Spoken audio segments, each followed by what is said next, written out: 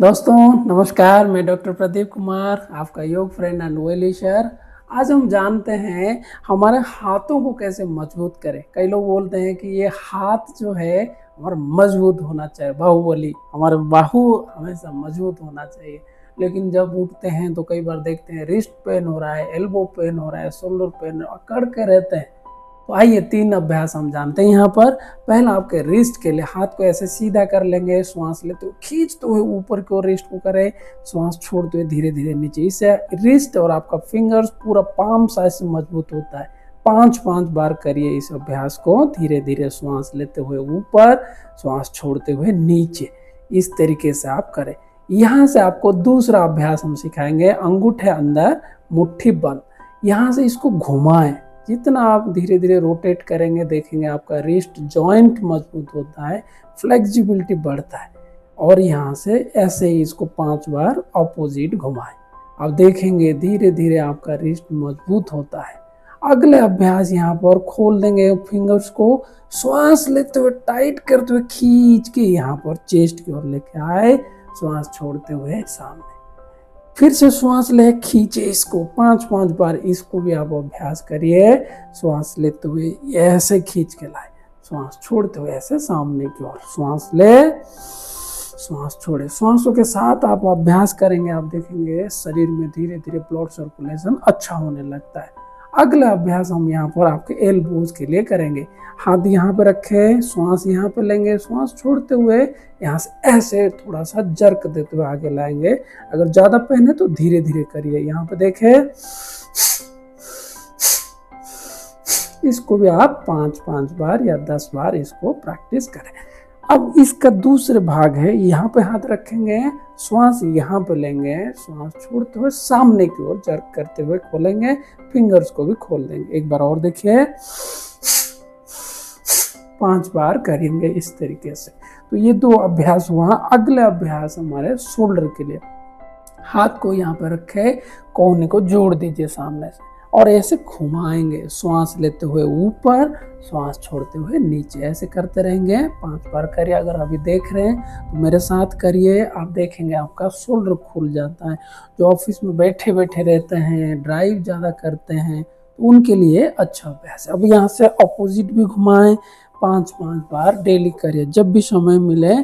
छोटी छोटी अभ्यास है लेकिन आप करेंगे तो आप देखेंगे आपका हाथ धीरे धीरे मजबूत होता है, फ्लेक्सिबिलिटी बढ़ता है। यहाँ से और एक अभ्यास करेंगे, श्वास लेते हुए हाथ ऊपर, श्वास छोड़ते हुए चेस्ट को यहाँ पे लेकर आएंगे। एक बार देखिए, इस तरीके से इसको 5 बार आप अभ्यास करें। तो ये हर अभ्यास को आप 5-5 बार करिए। कुछ लोग योग करते हैं, थोड़ा सा उसमें डिफिकल्टी आता है, जैसे चक्रासन करते हैं, हैंड स्टैंड करते हैं, तो इसमें और ज़्यादा पेन होता है। तो इसमें थोड़ा सा हम एडवांस कुछ हाथों को मजबूत करने के लिए कुछ अभ्यास और जोड़ रहे हैं, तो आप यहाँ पे देखिए और प्रैक्टिस करेंगे।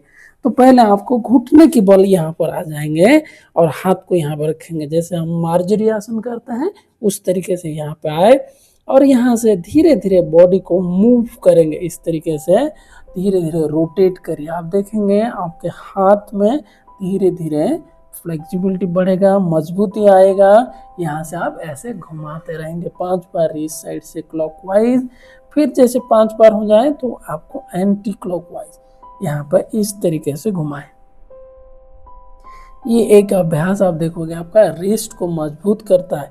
और एक अभ्यास है यहाँ पर, आप इसको हाथ को आप देखिए ऐसे पीछे की ओर कर लीजिए और इसको भी पीछे की ओर, जितना हो सके हल्का हल्का प्रेशर दीजिए, कोहनी को सीधा करने का प्रयास कर। नहीं हो रहा है कोई बात नहीं, आराम से रखिए, लेकिन कुछ समय रुकिए, आंखें बंद करके यहाँ पे काउंट कर सकते हैं आप 5 4 3 2 1। जिसका सीधा हो रहा है धीरे धीरे कोशिश करेंगे यहाँ पे सीधा करने के लिए, नहीं हो रहा है जितना हो पाए उतना करें। अब यहाँ से वापस आएंगे, साइड से भी इस तरीके से इसको ऐसे रखें और फिर से मूव करिए, ऐसे घुमाते हुए 5-5 बार क्लॉकवाइज, फिर एंटी क्लॉकवाइज। आप देखोगे धीरे धीरे धीरे धीरे रिस्ट आपका मजबूत होगा। पेन शुरू में हो सकता है हल्का सा, लेकिन अगर टॉलरेट कर सकते हैं तो टॉलरेट करिए। यहाँ से फिर से अपोजिट,